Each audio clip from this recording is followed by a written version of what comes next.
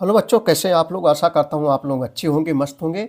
आज के इस वीडियो में हम क्लास 12 के विद्यार्थियों के लिए यानी कक्षा 12 के विद्यार्थियों के लिए बच्चों अर्धवार्षिक परीक्षा 2023-2024 का पेपर लेकर आए हैं, जो 22 फरवरी को होने वाली बोर्ड एग्जाम के लिए मोस्ट इम्पॉर्टेंट रहेगा। साहित्यिक हिंदी का पेपर है बच्चों। किस प्रकार से पेपर पूछे जाएंगे जो है 22 फरवरी को, आइए इस वीडियो हम लोग देखते हैं। देखो बच्चों, जो पूर्णांक रहेगा आपका 100 नंबर का पूर्णांक रहेगा। ठीक है, समय मिलेंगे आपको 3 घंटे 15 मिनट का जो है समय मिलेगा।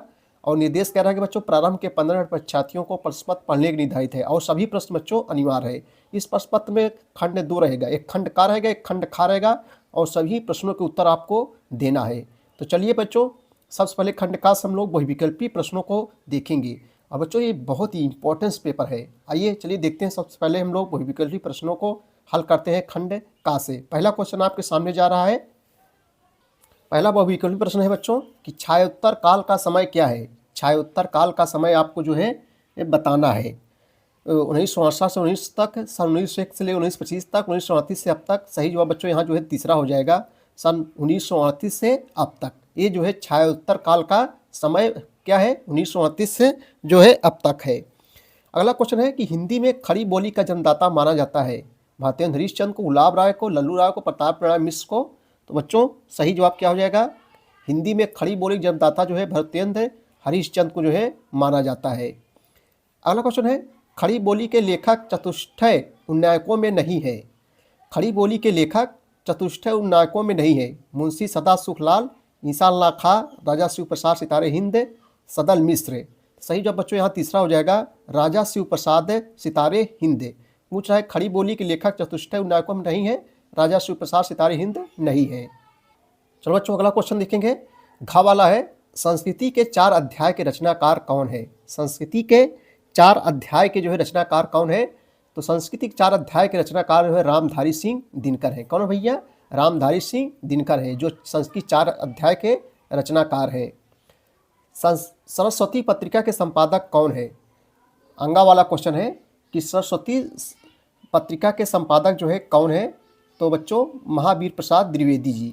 सरस्वती पत्रिका के संपादक महावीर प्रसाद द्विवेदी है। अगला क्वेश्चन है कि चित्राधार कृति के रचनाकार कौन है। सुमित्रा नंदन पंत, रामधारी सिंह दिनकर, जयशंकर प्रसाद, मैथिली शरण गुप्त। तो बच्चों सही जवाब यहाँ दूसरा हो जाएगा, चित्राधार कृति के जो रचनाकार है जयशंकर प्रसाद जी है। अगला क्वेश्चन है आधुनिक काल की कविता से संबंधित नहीं है। सहज भाव पर सजगता, स्वदेश प्रेम, अलंकारों का चमत्कारिक प्रयोग, मार्क्सवादी भावों की प्रचुरता। तो बच्चों 2 का खा का सही जवाब क्या हो जाएगा, तीसरा हो जाएगा, अलंकारों का चमत्कारिक प्रयोग। यहाँ पूछ रहा है कि आधुनिक काल की कविता संबंधित नहीं है। तो बच्चों ये जो है अलंकारों का चमत्कार प्रयोग नहीं है। सहज भाव के प्रति ये है, स्वदेश प्रेम ये भी है, मार्क्सवादी भावों की प्रचुरता ये भी है। अगला क्वेश्चन देखेंगे हम लोग। गा वाला 2 का गा है कि पत्र पत्रिकाओं से सबसे अधिक संपादन कार्य हुआ था। भारतेंद्र युग में, शुक्ल युग में, छायावादी युग में, छायोत्तर काल में। तो बच्चों जो है गा का सही जवाब क्या हो जाएगा, यहाँ तीसरा हो जाएगा, छायावादी युग में।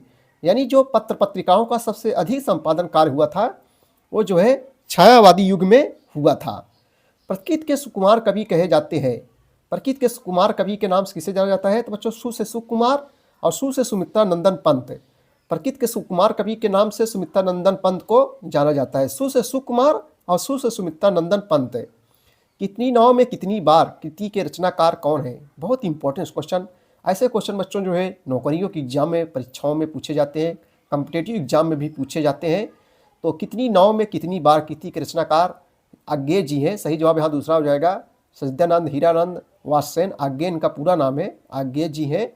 चलो अगला क्वेश्चन देखते हैं। देखो बच्चों प्रश्न नंबर 3 जो निम्नलिखित गद्यांश संबंधित क्वेश्चन रहे, गद्यांश का संदर्भ देते हुए किसी एक का नीचे दिए गए प्रश्नों का उत्तर लिखिए। यहाँ से 10 नंबर आपको मिलेगा।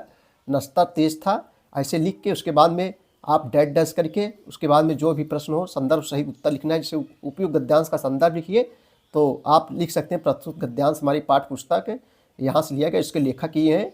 आप लिख के डैश डैश करके आप गद्यांश संदर्भ लिखिए। मनुष्य के बीच किस प्रकार की दीवारें खड़ी की है जिसे जीता न जा सके, वाक्य के लिए एक शब्द लिखिए। प्रस्तुत गद्यांश में लेखक ने किस बात का संकेत दिया। गद्यांश के रेखांकित अंश की जो है व्याख्या कीजिए। रेखांकित अंश की जो है व्याख्या, रेखांकित अंश की व्याख्या दोस्तों जहाँ से जो है रेखा खींची गई है। रेखांकित अंश की जो है व्याख्या करना है आपको। उसके बाद में अथवा दिया रहेगा, दो में से एक आपको करना है, चाहे इसको कीजिए और चाहे इसको कीजिए। जंगल में जिस प्रकार अनेक लता, ये सब मोस्ट इंपॉर्टेंस है 2024 बोर्ड एग्जाम के लिए, वेरी इंपॉर्टेंट रहेगा। जंगल में जिस प्रकार अनेक लता वृक्ष और वनस्पति में अदम्य भाव, यहाँ से लिखकर डैश डैश करके लास्ट वाला आपको लिखना है। और रेखांकित जहाँ जो रेखा खींची गई है इसका जो है व्याख्या करना है। जंगल में राष्ट्रीय जन में क्या समानता है, ये देखो बच्चों क्वेश्चन, विभिन्न संस्कृतियों के मिलन की तुलना किससे की गई है, आदम और अवरोधी का शब्दार्थ बताइए, रेखांकित अंश की जो है व्याख्या कीजिए, ऊपरी पाठ का शीर्षक का नाम लिखिए। और उसके बाद प्रश्न नंबर 4 है, पद्यांश पर आधारित रहेगा। अभी तो गद्यांश हुआ, पद्यांश रहेगा। जब पद्यांश आ जाए बच्चों संदर्भ हम लोग कैसे लिखेंगे, प्रस्तुत पद्यांश हमारी पाठ पुस्तक है गद्य भारती और इसके लेखक ये हैं, ऐसे लिखना है। पद्यांश पर आधारित निम्नलिखित प्रश्नों को उत्तर दीजिए, यहाँ से आपको 10 नंबर मिलेंगे। देखो सूखी जाति मलिन लतिका, सूखी जाति लिख कर जो है डैश डैश करके लास्ट वाला लिख लीजिए। उसके बाद में आप वहाँ से नीचे से संदर्भ लिखना शुरू कर कीजिए। रेखांकित अंश की जो है व्याख्या, देखो ये रेखांकित है, व्याख्या इसी का और इसी करना है सिर पे, क्योंकि रेखा पूछेगा कि रेखांकित अंश की व्याख्या कीजिए, तो जहाँ तक रेखा खींची गई हो उसी के जो है आपको जो है व्याख्या करना पड़ेगा। देखो क्वेश्चन है, राधा पवन से पृथ्वी पर पड़ी हुई लता को क्या करने के लिए कहती हैं, सूखी लता से राधा कृष्ण को क्या संदेश देना चाहिए, पीले पत्ते को श्री कृष्ण के सामने लाने से राधा का क्या अभिप्राय है, ऊपरी पद्यांश रेखांकित पंक्तियों की व्याख्या कीजिए, वही रेखा जो खींची गई है, पाठ का शीर्षक तथा रचयिता के नाम को उल्लेख कीजिए। अथवा करके देखिए बच्चों, दुख की पिछली रजनी बीच है, विकसता सुख का नवल प्रभात, दो में से एक करना है, चाहे इसको कीजिए आप, दो में से एक करना है। उसके बाद 5 का देखेंगे दोस्तों, प्रश्न नंबर 5 है, निम्नलिखित किसी एक लेखक का जीवन परिचय देते उनकी कृतियों का उल्लेख कीजिए। यहाँ से आपको 5 नंबर मिला, 80 शब्दों में लिखना पड़ेगा। 80 शब्द थोड़ा ज़्यादा हो जाए, थोड़ा कम हो जाए चलेगा, बहुत ज़्यादा बहुत कम नहीं चलेगा। देखो बच्चों, प्रो कृष्ण रेड्डी, डॉक्टर हजारी प्रसाद, पंडित दीनदयाल उपाध्याय, वासुदेव शरण अग्रवाल, ये सब इंपॉर्टेंस है। हजारी प्रसाद द्विवेदी पूछा गया है कई वर्षों से, वासुदेव शरण अग्रवाल भी, सुंदर रेड्डी भी, इन सब वेरी इंपॉर्टेंस है 2024 बोर्ड एग्जाम के लिए। यहाँ से बच्चों खा वाला देखो, निम्नलिखित में से एक कवि का जीवन परिचय देते उनकी कृतियों का उल्लेख कीजिए। देखो यहाँ कवि है, यहाँ लेखक है, दोनों में से एक एक करना है। ऐसा नहीं कि इसमें से एक कर दें और दोनों हो जाए, ऐसा नहीं, दोनों में से एक एक करना है और 80 शब्दों में लिखना है। जैसे जयशंकर प्रसाद इंपॉर्टेंस है, सुमित्रा नंदन पंत, जगन्नाथ है, रत्नाकर। ठीक है भैया।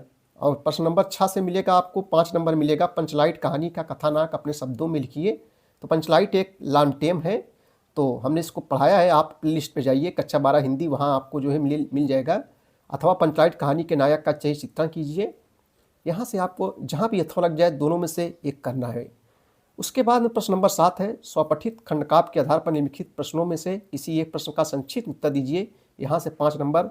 स्वपठित मतलब बच्चों जो आपके यहाँ पढ़ाया जाता है, कुछ के यहाँ मुक्ति यज्ञ चलता है खंडकाव्य, कुछ के यहाँ सत्य की जीत चलता है, रस्म, कुछ के यहाँ रस्म रथी चलती है, कुछ के यहाँ जो है वो चलता है अगर पूजा। तो हमारे प्रयागराज में यानी यूपी बोर्ड में आलोक वृत्त चलता है। आलोक वृत्त खंडकाव्य के प्रमुख घटनाओं का संक्षेप लिखिए। आलोक वृत्त खंडकाव्य के प्रमुख विशेषताओं का संक्षेप में लिखिए, या आलोक वृत्त खंडकाव्य नायक कभी कभी पूछ लेता है। तो जो आपके यहाँ पढ़ाया जाता है आपके टीचर बता दे देंगे कि क्या पढ़ाया जाता है। खंड खास से प्रश्न नंबर 8 देखेंगे, यहाँ 7 नंबर आपको मिलेगा। निम्नलिखित संस्कृत गद्यांश का संदर्भ सहित हिंदी में अनुवाद कीजिए।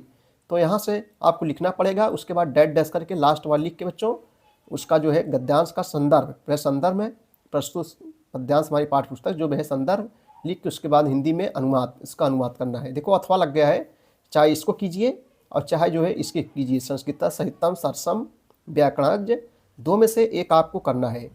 उसके बाद में खा वाला है बच्चों, निम्नलिखित श्लोकों का हिंदी में संदर्भ सहित अनुवाद कीजिए। अब देखो श्लोक आ गया, संदर्भ और अनुवाद आपको करना पड़ेगा।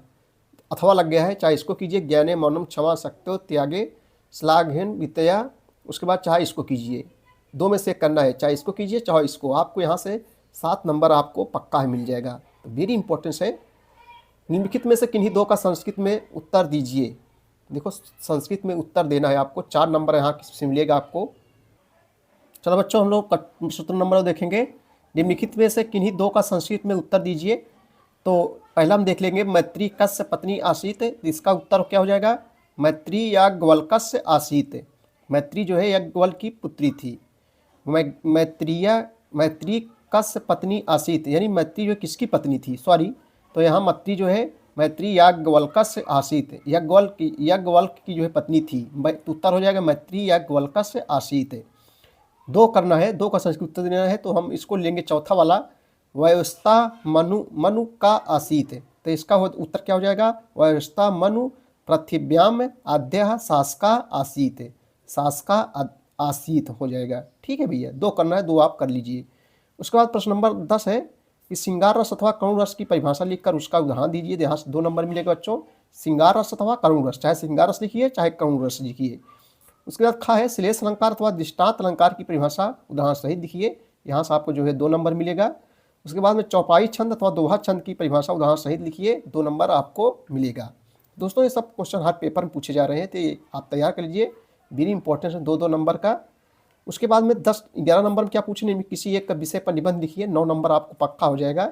देखो पर्यावरण हमारा कर्तव्य, पर्यावरण संबंधित ये बहुत कठिन नहीं है। आधा शिक्षा के गुण, जय जवान जय किसान। तो आप गांव में रहते हैं बच्चे, जो जय जवान जय किसान, किसान किस प्रकार से काम करता है उसके बारे में आप लिख सकते हैं। जय जवान, जो सीमा पर जवान है उसका जय करेंगे हम लोग। उसके बाद किसान, जय जवान जय किसान जय विज्ञान। ठीक है, जय जवान जय किसान जय विज्ञान। जवान आप लोग समझ रहे हो जो हमारे देश की रक्षा कर रहे हैं, किसान जो खेती बाड़ी कर रहे हैं, जो देश को खिला रहे हैं। उसके बाद में विज्ञान जो चमत्कार दिखा रहे हैं, मतलब सबका अपना अपना महत्व है। तो आप इसको अपने मन स्वदेश प्रेम, जीवन में श्रम का महत्व है। तो यानी सब बहुत कठिन है। पर्यावरण आप लोग जानते हो, ज़्यादा से ज़्यादा वृक्ष पेड़ पौधों को लगाएं, इससे पर्यावरण हमारा बना रहेगा। तो आधा शिक्षा के गुण, ये सब चीज़ें बच्चों आप इम्पोर्टेंस है, आप लिख सकते हैं। 9 नंबर आपको मिलेगा। उसके बाद बच्चों देखो 12 कक्का में संधि विच्छेद है, एक नंबर 1, 2, 3 नंबर का है। जैसे पावका का संधि विच्छेद क्या हो जाएगा, पौधन अका बराबर क्या हो जाएगा पावका। इसमें आयादी संधि है, पावक दायक नायक सब आयादी संधि है। तो पावका संधि विच्छेद क्या हो जाएगा, पौधन अका बराबर पावका हो जाएगा। उसके बाद दूसरा है इत्यादि का संधि विच्छेद क्या होगा, तो दोस्तों इति धन आदि, इत धन आदि बराबर क्या हो जाएगा, इत्यादि हो जाएगा, इत्यादि हो जाएगा। और उसमें जो है यण संधि है, इत्यादि का संधि विच्छेद क्या हो जाएगा, इत धन आदि बराबर इत्यादि। उसके बाद में है पेश धनता की संधि क्या होगी, पेश धन। इसको आप जो है कमेंट्स बॉक्स में दोस्तों बताना है इसका संधि विच्छेद क्या होगा। तो वैसे तो यहाँ पेश धन इता बराबर पेशता हो जाएगा। अगला क्वेश्चन देखेंगे, निम्नलिखित में किसी एक का विग्रह करके समास का नाम लिखिए। जैसे अजन्मा, अजन्मा, अजन्मा में कौन समास है बच्चों, अव्ययी भाव समास है। इसका समास विग्रह क्या हो जाएगा, जीवन भर। अजन्मा माने जीवन भर, आ से अजन्मा, आ से अव्ययी भाव समास। तो यहाँ जो है अव्ययी भाव समास है, 2 नंबर मिलेगा दोस्तों, 1 करना है आपको। उसके बाद प्रश्न नंबर 13 है, जो 8 नंबर आप बैंक में खाता खोलने के लिए बैंक प्रबंधक को आवेदन पत्र लिखिए। यहाँ से जो है आप बच्चों 8 नंबर जो है मिलेगा। यहाँ से आपको जो है 8 नंबर जो है मिलेगा। बैंक में खाता खोलने के लिए बैंक प्रबंधक को आवेदन पत्र लिखना है। अथवा कर देगा, शहर में फैली संक्रामक बीमारी की तरफ जिलाधिकारी को ध्यान आकर्षित करने के लिए आवेदन पत्र प्रार्थना पत्र लिखिए, 8 नंबर आपको मिलेगा। उसके बाद बच्चों प्रश्न पर 14 का है, 1 नंबर का है। निम्नलिखित में से किसी एक शब्द के धातु एवं प्रत्यय का योग कीजिए। जैसे पठित्वा है, 1 करना है कि निम्नलिखित किसी एक शब्द के धातु एवं प्रत्यय का योग कीजिए, 1 नंबर का है दोस्तों। जैसे पठित्वा में पठ धातु है और प्रत्यय हो जाएगा त्वा प्रत्यय हो जाएगा, त्वा बराबर पठित्वा, पठिधन त्वा बराबर पठित्वा, इनमें पठ धातु है। दूसरा है निम्नलिखित में किसी एक शब्द का प्रत्यय लिखिए। दत्वा में जो है कौन सा प्रत्यय, कत्वा प्रत्यय है, कत्वा प्रत्यय है, दत्वा कत्वा प्रत्यय, प्रत्यय जो पीछे लगता है प्रत्यय हो जाता है। रेखांकित शब्द में किसी एक पद में प्रयुक्त विभक्ति तथा जो है उससे संबंधित नियम का उल्लेख कीजिए। जैसे गंगा हिमालय निसरती, गंगा हिमालय से निकलती है। यहाँ अपादान, अपादाने पंचमी, पंचमी विभक्ति है, अपादाने पंचमी, इसका जो है नियम हो जाएगा। और कौन सी विभक्ति है दोस्तों, पंचमी विभक्ति है बच्चों। यहाँ से 1 नंबर आपको करना पड़ेगा। तो इस प्रकार से जो है पेपर जो है पूछे जाएंगे 2024 बोर्ड एग्जाम में। वीडियो देखने के लिए बहुत बहुत धन्यवाद, थैंक यू।